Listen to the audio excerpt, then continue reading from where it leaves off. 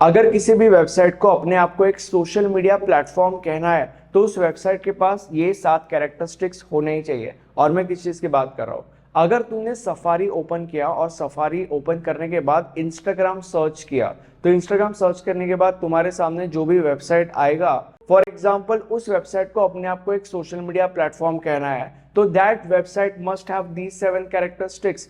और इंस्टाग्राम के वेबसाइट के पास ये 7 कैरेक्टरिस्टिक्स है और इसीलिए इंस्टाग्राम या इंस्टाग्राम का वेबसाइट अपने आप को एक सोशल मीडिया प्लेटफॉर्म कह सकता है। तो आज हम ये समझने वाले हैं कि ऐसे वो कौन से 7 कैरेक्टरिस्टिक्स है जो एक वेबसाइट के पास होने चाहिए अगर उस वेबसाइट को अपने आप को एक सोशल मीडिया प्लेटफॉर्म कहना है। तो शुरू करते हैं।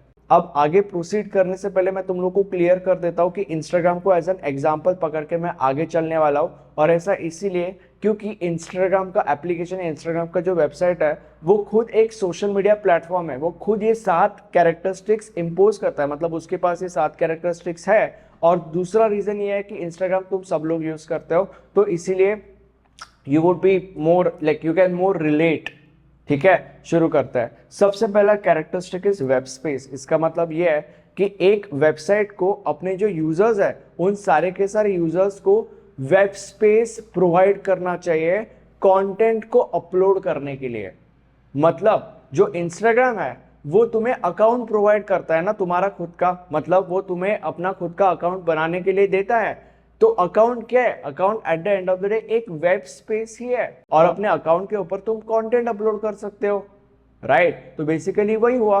इंस्टाग्राम जो कि एक वेबसाइट है वो तुम्हें वेब स्पेस प्रोवाइड कर रहा है। This web space by the way should be free और इस वेब स्पेस पे तुम कंटेंट अपलोड कर पा रहे हो। तो this is one of the characteristics of the 7 from ये 7 कैरेक्टरिस्टिक्स में से पहला कैरेक्टरिस्टिक है। अब जो दूसरा कैरेक्टरिस्टिक है दैट इज वेब एड्रेस। इसका मतलब ये है कि एक वेबसाइट को अपने सारे के सारे यूजर्स को एक वेब एड्रेस प्रोवाइड करना चाहिए।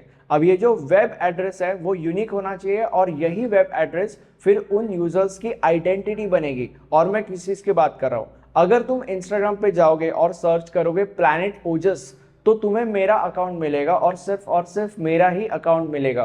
तो प्लैनेट ओजस ये मेरा खुद का वेब एड्रेस है, ये मेरी एक आइडेंटिटी बन चुकी है।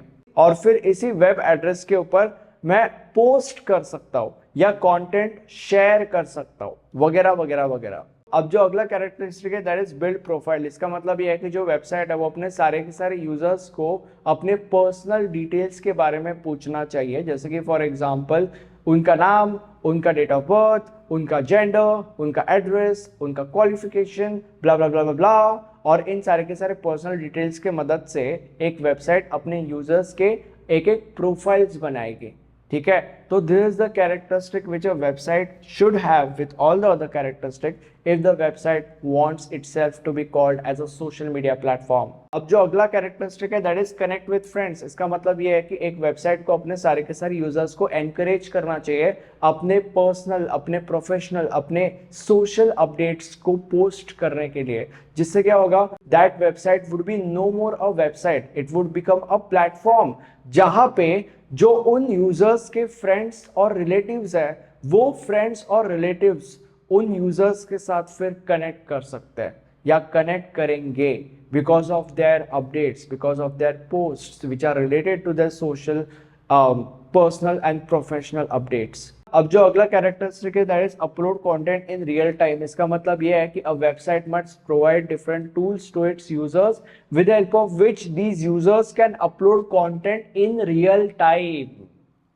अब ये जो कंटेंट है वो किसी भी टाइप का हो सकता है, वो टेक्स्ट के फॉर्म में हो सकता है, वो इमेज के फॉर्म में हो सकता है, वो वीडियो के फॉर्म में हो सकता है, वो एक सिंपल लाइक हो सकता है, वो एक सिंपल डिसलाइक हो सकता है, वगैरह वगैरह वगैरह। अब इसमें और एक पॉइंट हमें समझने की जरूरत है कि when it comes to a website which wants itself to be called as a social media platform, यहाँ पे सॉर्टिंग टेक्निक क्या यूज की जाती है when it comes to the uploaded content.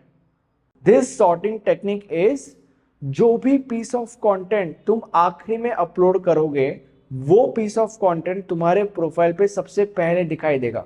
मतलब जो पोस्ट तुम सबसे ज्यादा आखिरी अपलोड करोगे वो पोस्ट तुम्हारे प्रोफाइल पर सबसे पहले दिखेगा। अब इससे क्या होगा, इससे तुम्हारा कंटेंट वुड लुक फ्रेश। अब अगले कैरेक्टरिस्टिक को समझने से पहले तुम्हें यह समझने की जरूरत है कि अगर तुम ये लेक्चर एग्जाम के लिए देख रहे हो तो एग्जाम में इन आंसर्स को एक प्रॉपर तरीके से लिखना पड़ता है और तभी तुम्हें पूरे के पूरे मार्क्स मिलने के चांसेस होता है। और ऐसा करने के लिए तुम हमारे नोट्स रेफर कर सकते हो। नोट्स के अंदर एग्जाम में आने वाले मोस्ट ऑफ द क्वेश्चंस और उनके आंसर्स बहुत ही ज्यादा अच्छे तरीके से लिखे हुए आपको मिल जाएंगे। नोट्स के सारे डिटेल्स नीचे डिस्क्रिप्शन बॉक्स में अवेलेबल है। Now the next characteristic is enable conversation. इसका मतलब यह है कि एक वेबसाइट जो होता है वो वेबसाइट अपने सारे के सारे यूजर्स को उनके फ्रेंड्स और उनके रिलेटिव्स के पोस्ट्स के ऊपर कमेंट करने के लिए अलाउ करता है। जिससे क्या होता है, जिससे उन यूजर्स का उनके रिलेटिव्स के साथ, उनके फ्रेंड्स के साथ एक सोशल कनेक्ट बनता है और विद टाइम ये सोशल कनेक्ट बढ़ता भी है।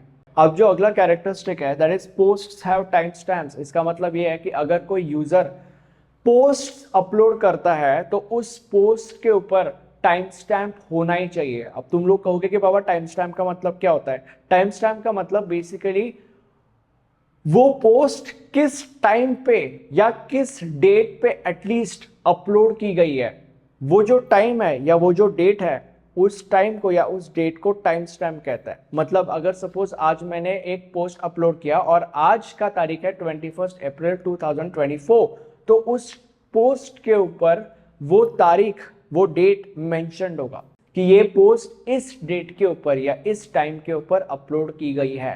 आई होप लेक्चर अच्छा लगा होगा। Thank you so much.